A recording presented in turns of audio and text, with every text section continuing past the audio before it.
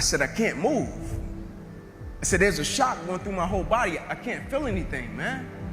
I still remember the day I was in the film room watching film, and I was watching the California Bears, and my defensive backs coach, Larry Slade, came in the room. He said, Inky Johnson, I got some good news for you. And I dropped the clicker, and I said, Coach, what is it? He said, son, you're a projected top 30 draft pick. He said, all you have to do is play these next 10 football games. You're an automatic multimillionaire. I ran out of the room. I got on the phone. I called my mother and my grandmother. I said, listen, I said, after this season, our lives are about to change forever. And little did I know our lives were really about to change. The first game we come out, play against California Bears. I get an interception. We shut them down. We get the victory. Second game, we're playing against Air Force. It gets late in the game, found ourselves in a dogfight. And I approach the tackle like I approach any other tackle. And the way I'm approaching it, either I'm going to knock you out or you're going to knock me out. I'm 165 pounds. I can't play with anybody. But at the point of contact, when I hit this guy, something different happened that had never happened to me before in my life.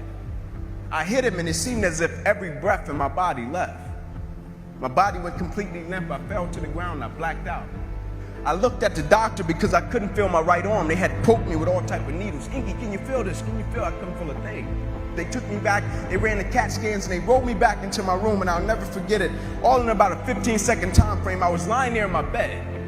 My father, he went to take a step in, and he looked at me, and he said, son, I can't do it.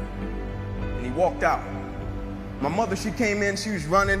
She kissed me on my forehead. She said a prayer. She said, Ink, everything is going to be okay. And she ran out. And as soon as my mother stepped outside of the room, the doctor rushed in from the opposite side, and he said, hey, get in here. We got to rush this guy back to emergency surgery. He's about to die. I said, what? I said, my mom just told me everything is going to be okay.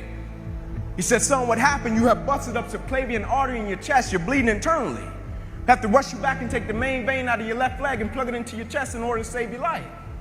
And when I woke up from recovery, the same doctor was standing over me. He said, Inky, I have some good news and some bad news for you. I said, you got some bad news for me? After telling him I was about to die, I'm still alive.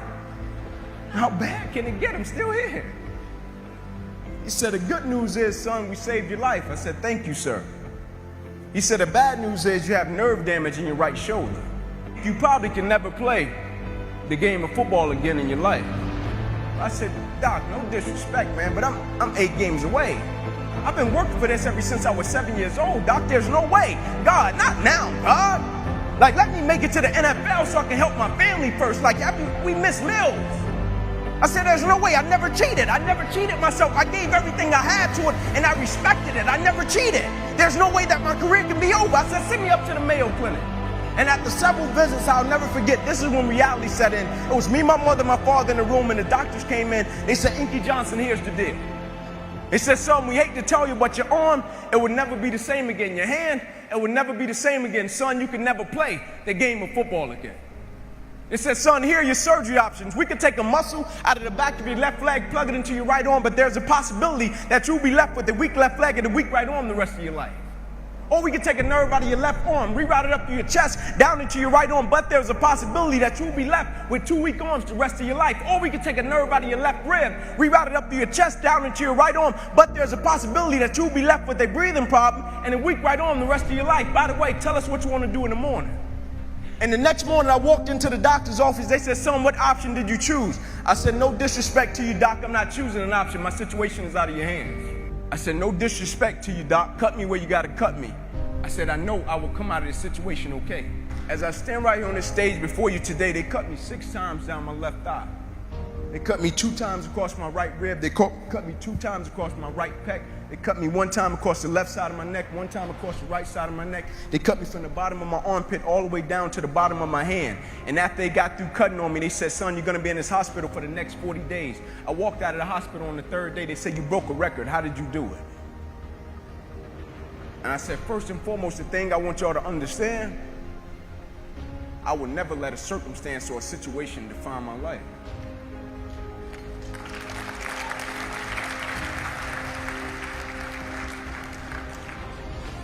But most importantly, you know what I had invested? I had sweat equity. I had been working my whole life.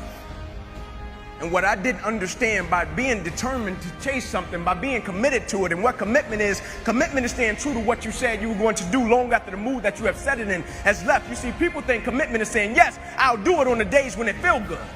but I had been committed to everything that I ever started in my life, and I never stopped and I never quit it. And so by being committed to everything that I started, I finished it. It built a certain type of spirit. It built a certain type of mentality. It built a certain type of individual. And so now I couldn't quit even if I wanted to. I couldn't lay in the bed even if I wanted to. I couldn't stop even if I wanted to. I had too much sweat equity in my life and everything that I was doing.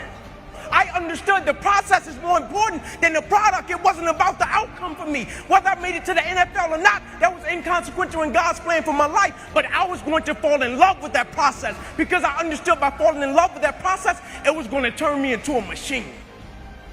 A lot of people need a little extra money to get motivated. A lot of people need, whatever the case may be, a little bonus to get motivated. I don't need anything but breath in my body and life. And every day I wake up, I understand I got 2 children depending on me. I understand I got a wife depending on me. I understand I got a world that needs me. The reason I go at life with the passion and the zeal that I go at it with is because I understand every day of my life is somebody in the world that is depending on me. It may not be you, and if it's just about you, you're in trouble because I'm telling you, you're going to hit something in life that's a lot tougher than you, and it's going to test your will and it's going to test your heart. And if it's just about you and if it's just about the product, it will crush you. Every day I get up, I understand it's somebody in the free world that's looking at me to see if I'm going to keep going. And so I can't quit. And so I went back to school the next week after they had just saved my life. I was back in class. I had to learn how to write all over again. I had to learn how to walk all over again. I had to learn how to tie my shoe all over again. I had to learn how to bathe all over again. I had to learn how to live life all over again. Never one time did I say, let me go home. I need a break.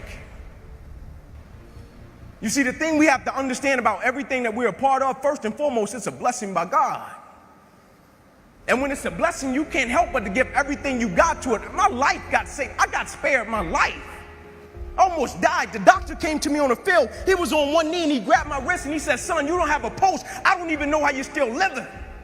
The thing about it, my wound, like you can see this. You can see my arm. My wound is visible. But it's a lot of people in this room that are wounded and you can't see it. And it's internal. And so the opportunities that we pass up to be a blessing to other people, we can save their life with just one encounter. In my last doctor visit, they came to me and they said, sorry, Inky Johnson, you will never be able to use this arm or hand again in your life. I said, no disrespect to you, doc, but I will use this arm and this hand every day for the rest of my life by the way that I live my life. Every day, I'm going to impact someone's life. Every day, I'm going to empower someone. Every day, I'm going to inspire someone. Every day, I'm going to encourage someone.